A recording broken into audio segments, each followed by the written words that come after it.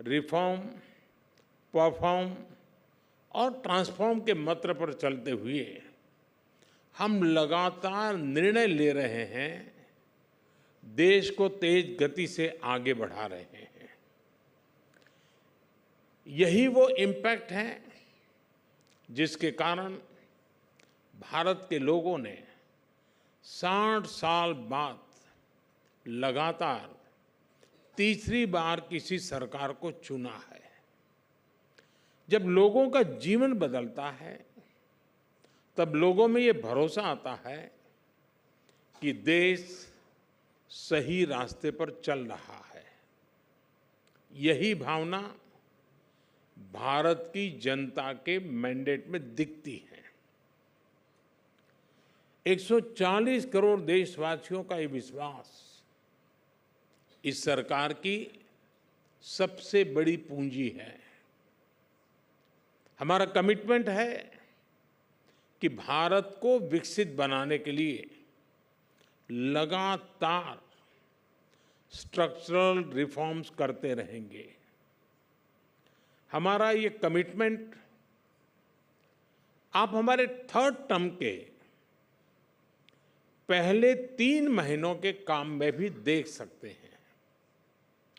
Bold policy changes, jobs और skills को लेकर मजबूत कमिटमेंट, सस्टेनेबल ग्रोथ और इनोवेशन पर फोकस,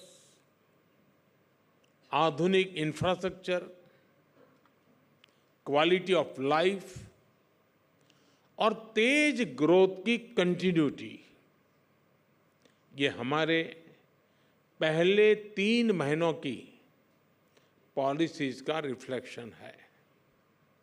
इस दौरान 15 ट्रिलियन रुपीस यानी 15 लाख करोड़ रुपए से अधिक के डिसीजंस लिए गए हैं।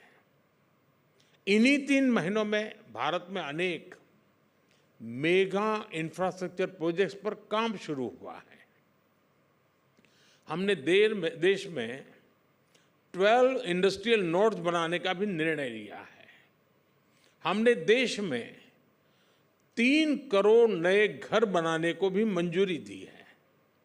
साथियों, भारत की ग्रोथ स्टोरी का एक और नोटेबल फैक्टर है और वो है इंक्लूसिव स्पिरिट। पहले सोचा जाता था कि ग्रोथ होती तो है, इनइक्वालिटी, असमानता भी साथ ही बढ़ती है।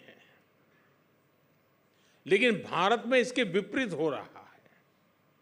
भारत में ग्रोथ के साथ इंक्लूजन भी हो रहा है। इसी का परिणाम है कि पिछले 10 साल में 250 मिलियन यानी करीब करीब 25 करोड़ लोग गरीबी से बाहर निकले हैं।